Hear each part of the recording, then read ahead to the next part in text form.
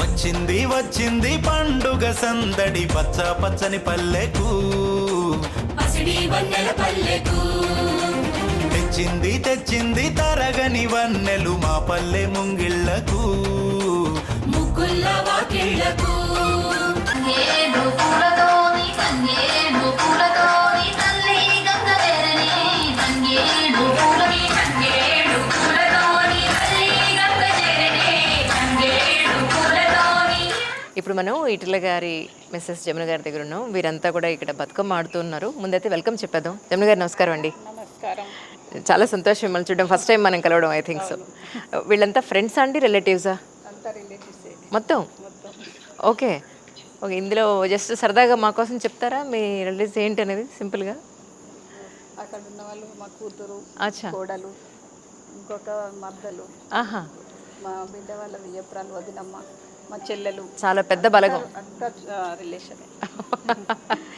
ప్రతి సంవత్సరం బతుకమ్మని మీరు ఎలా సెలబ్రేట్ చేసుకుంటారంటే ఏం చెప్తారండి? ప్రతి సంవత్సరం అంటే మేము చిన్నగా ఉన్నప్పటి నుండి కూడా బతుకమ్మ అంటే చాలా ఇంట్రెస్ట్ మాకి. అంటే అమ్మ వాళ్ళు ఊర్లో ఉన్నప్పుడు కూడా అసలు గొడ్డమ్మ దగ్గర నుంచి మేము చిన్నప్పుడు పాటలు పాడి ఆడుకునేది స్కూల్ నుంచి వచ్చిన తర్వాత. అచ్చా అచ్చా. తర్వాత ఇంకా బతుకమ్మలు పేర్చేటప్పుడు మాత్రం మా పెద్ద నాన్న వాళ్ళందరు ఇళ్ళల్లో ఎట్లా వేరుస్తున్నారు, అసలు వాళ్ళ బతుకమ్మ పెద్దగా ఉందా, మాది పెద్దగా ఉందా, మాది చాలా పెద్దగా ఉండాలని అమ్మ వాళ్ళతోటి గొడవ పెట్టేది అన్నట్టు. అంటే పెద్దగా బతుకమ్మని పేరు వాళ్ళని. అప్పటి నుండి అంతే ఇంట్రెస్ట్గా ఇప్పటి వరకు కూడా అంతే ఇంట్రెస్ట్గా బతుకమ్మ అంటే పిల్లలకు కూడా మేము అదే విధంగా నేర్పించినాం. అంటే వాళ్ళే వేర్చిరు ఈ బతుకమ్మలన్నీ కూడా. అంటే ఇప్పటి వాళ్ళకి కూడా ఈ సాంప్రదాయం అంటే బతుకమ్మ అనేది ఒక తెలంగాణ మాత్రమే ఉంది.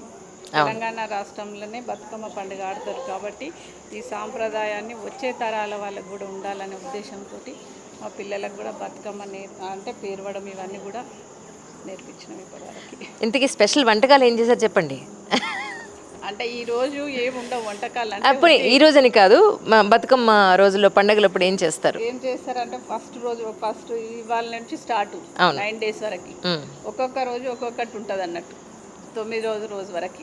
ఇవాళ ఓన్లీ ఫస్ట్ బతుకమ్మ కాబట్టి ఎంగిల్ పువ్వు బతుకమ్మ కాబట్టి ఇవాళ పెసరపప్పుతోటి ప్రసాదం పెట్టి ఉట్టి కొబ్బరికాయ కొట్టి కొంచెం మామూలుగా చేసుకుంటారు అంతే. ఓకే. రెండో రోజు ఒక రకమైంది, మూడో రోజు ఒకటి, అంటే నేను తెలుసుకోవాలనుకుంటున్నాం, నేను ప్రేక్షకులకు చెప్పాలనుకుంటున్నాను, మీరు అది చెప్తారేమో నేను సరదాగా.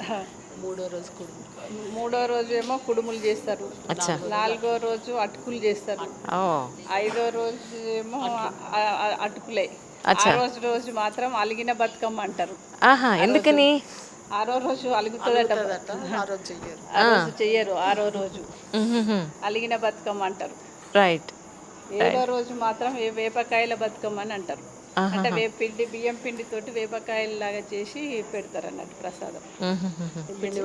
పిండి అన్ని రకాలు కారమన్నం అట్లాంటివి, సకినాలు, గారెలు అట్లాంటివి చేసి పెడతారు. ఓకే. 9వ రోజు మాత్రం 9 రకాల సద్దులు చేసి పెడతారు.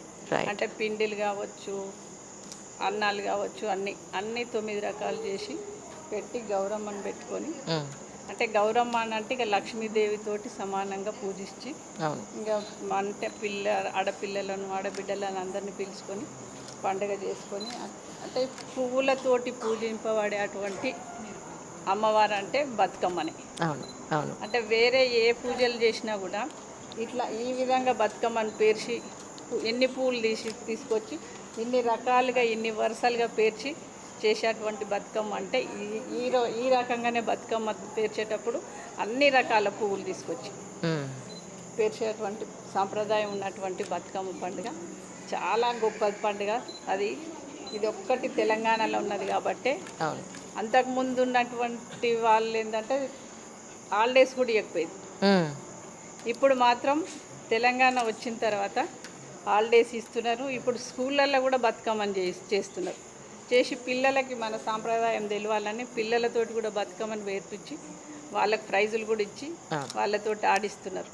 నిన్ననే నేను ఒక స్కూల్కి వెళ్ళి వచ్చిన. అవునా? బతుకమ్మ అంటే లాస్ట్ డే హాలిడేస్ అని చెప్పి ఆ పిల్లలతోటి ఆడించాలని ఆ స్కూల్ టీచర్ ప్రిన్సిపల్ బతుకమ్మని పేర్చి వాళ్ళకి ప్రైజులు కూడా ఇచ్చింది. ఆడిపించి. అంటే ఇప్పుడు బాగా తెలుసుకుంటున్నారు ఇంకొక అప్పటికంటే.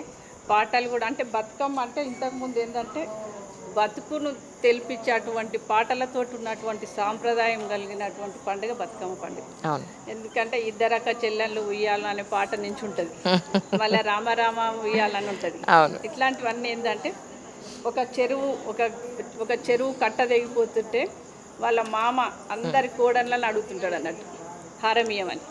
అంటే అట్లాంటి వాటికి కూడా ఈ బతుకమ్మ సాంప్రదాయంతో కూడినటువంటిది అన్నట్టు.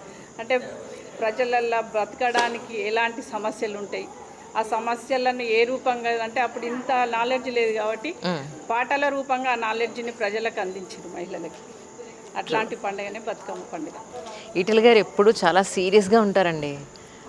ఇంట్లోనే నవ్వుతారా ఆయన అప్పుడప్పుడు? నిజం చెప్పండి. ఏం మాట్లాడలేదు సార్, ఇంట్లో కూడా సీరియస్గానే ఉంటారు అన్నమాట దీన్ని బట్టి. సీరియస్ అంటే సీరియస్ ఏముండరు, కాకపోతే పరిస్థితులను బట్టి ఉంటారు అట్లా కదా. అబ్బా సేమ్ డైలాగ్ ఇప్పుడు ఆయన అక్కడ చెప్పారు. ఇప్పుడు నాకు అంజలి పరిస్థితులను బట్టి ఉంటాను నేను అని చెప్పని. సో ద బెస్ట్ కపుల్ అనమాట ఆయన. అక్కడ పక్క ఇంట్లో నేను అక్కడ కనుక్కుని ఇక్కడికి వచ్చిన మీకు చెప్పినట్టుగా ఉంది. అసలు ఒకటే ఆన్సర్ యాజ్ ఇట్ ఈస్గా వచ్చింది నిజంగానే. ఒకటే ఆన్సర్ వస్తుంది. ఒకటే ఆలోచనలు ఉండేవాళ్ళం కాబట్టి ఒకటే ఆన్సర్ వస్తుంది అన్నట్టు. నిజం నిజం, అబ్సల్యూట్లీ. కానీ అండి నిజానికి ఆయన రాజకీయాల్లో అంత బిజీగా ఉన్న టైంలో పిల్లల్ని మీరు ఒక్కరే పెంచడం అనేది యాజ్ ఏ మదర్గా అంత ఈజీ అయిందండి? ఎందుకంటే ఆయన అవైలబిలిటీ టైం అనేది చాలా తక్కువగా ఉంటుంది కదా. చాలా కష్టం అండి. అంటే ఎంత కష్టం అంటే అది అనుభవించిన వాళ్ళకే తెలుస్తుంది. అంటే వాళ్ళు రాజకీయాలలో ఉన్నప్పుడు అపోజిషన్లు ఉండే అంటే ఒక దానికోసం ఒక కాజు కోసం కొట్లాడుతున్నటువంటి పార్టీ కదా అది. అవును. ఇప్పుడు వేరే పార్టీల్లో ఆల్రెడీ గవర్నమెంట్ ఉన్నటువంటి పార్టీలలో ఉండే రాజకీయాలు వేరు. ఇప్పుడు రాజేందర్ గారు వెళ్ళినప్పుడు ఫస్ట్ వెళ్ళి జాయిన్ అయినప్పుడు ఉన్నటువంటి రాజకీయాలు వేరు. ఎందుకంటే ఒక ఉద్యమము ఒక తెలంగాణ రాష్ట్ర సాధన కోసం వెళ్ళింది కాబట్టి అప్పుడు వారికి కష్టమే. అంటే అది ఎప్పుడు ఫైటింగే ఉంటుంది ప్రతిరోజు. ఇక్కడ కూడా ఆయన కష్టం చెప్తున్నారు, మీ కష్టం చెప్పట్లేదు మీరు. ఫైటింగ్ ఉన్నప్పుడు మన ఇంట్లో కూడా ప్రాబ్లమ్స్ ఉంటాయి. ఎందుకంటే నేను ఒక బిజినెస్ అంటే నాకు మొత్తం బిజినెస్ అని తప్పచెప్పి వెళ్ళినప్పుడు పిల్లలు చిన్నగా ఉన్నప్పుడు ఆ బిజినెస్ చూసుకోవడం, ఇటు పిల్లలను చూసుకోవడం, ఈ స్ట్రగుల్ను మళ్ళీ వాళ్ళకి చెప్తే వాళ్ళకి ఇంకా ఎక్కువ టెన్షన్ అవుతుంది అని చెప్పకుండా ఉండడం, ఇవన్నీ బేర్ చేసి రావడం అంటే చాలా చాలా కష్టమైనటువంటి పనులు. చాలా కష్టం అన్నట్టు. అంటే ఆ కష్టంలోనే సుఖం అనేది కూడా ఉంటుంది, సంతోషం అనేది కూడా ఉంటుంది. ఎందుకనంటే ఇంత కష్టపడినా కూడా నేను సాధించిన అనేది ఫలితం వచ్చినప్పుడు చాలా సంతోషం అనిపిస్తుంది అన్నట్టు. ఆ సంతోషం వచ్చినప్పుడు ఈ కష్టం అంతా మర్చిపోతుంది. నిజం. అంటే జనరల్గా బయట సొసైటీలో ఏమనుకుంటారంటే అంత పెద్ద రాజకీయ నాయకుల భార్య ఆవిడకి కష్టాలు ఏముంటాయిలే అని అనుకుంటూ ఉంటారు. అందుకని నేను అన్నది ఏంటంటే పిల్లల్ని పెంచే విషయంలో కానీ ఆయన కానీ అంటే తండ్రిగా కానీ హస్బెండ్గా కానీ మీకు అవైలబిలిటీ చాలా తక్కువ ఉంటారు ఆయన. సో మిస్ అయిన సందర్భాలు ఉన్నాయంటే ఏం చెప్తారండి? చాలా సందర్భాలలో మిస్ అవుతాం. ఒక పండుగ అనేది ఉండదు వాళ్ళకి. పండుగ రోజు కూడా ప్రతి పండుగకి ఇప్పుడు ఇక్కడ కాన్స్టిట్యున్సీ కాబట్టి ఉన్నారు ఈరోజు, లేకపోతే అదే హుజురాబాద్ కాన్స్టిట్యున్సీ అయితే పండుగ రోజు కూడా వెళ్ళేవాళ్ళు. ఎందుకంటే వాళ్ళు పండుగ రోజు సార్ రావాలని అనుకునే వాళ్ళ ప్రజలు కూడా. అంటే వాళ్ళు ప్రేమతోటి పిలుస్తారు కాబట్టి అక్కడే వెళ్తారు. ఇక్కడ ఏమంటారు అంటే పిల్లలకు నువ్వు ఉన్నావు కదా, ప్రజలు నా మీద బాధ్యత పెట్టిరు కాబట్టి ఆ బాధ్యత నా మీద ఉంది కాబట్టి ఆ బాధ్యతను నిర్వర్తించాలి అని అంటారు. రైట్. మీ మ్యారేజ్ డే, మీ పుట్టినరోజు సార్ గుర్తుంటాయా? చెప్తారా విషయం? అవునా? కోపం లేదు మీకు? అస్సలు ఉండదు కోపం. అంతేనా? అంటే ఎందుకు కోపం ఉండదు అంటే పుట్టిగా తిరిగి సినిమాలకు వెళ్ళి అంటే సినిమాలు చూడడం బాధ్యత లేకుండా తిరిగేటప్పుడు కోపం వస్తుంది. అంటే ఒక బాధ్యతగా గుర్తించి ఒక బాధ్యత నాకు ఉన్నది ప్రజల కోసము లేకపోతే ఇంకొక మంచి పని కోసం చేస్తున్నప్పుడు వాళ్ళు కూడా మంచి పని చేస్తున్నారు కాబట్టి కోపం అనేది రాదు. ట్రూ. థ్యాంక్ యూ అండి. Thank you so much for your time once again. అందరికీ బతుకమ్మ పండుగ శుభాకాంక్షలు.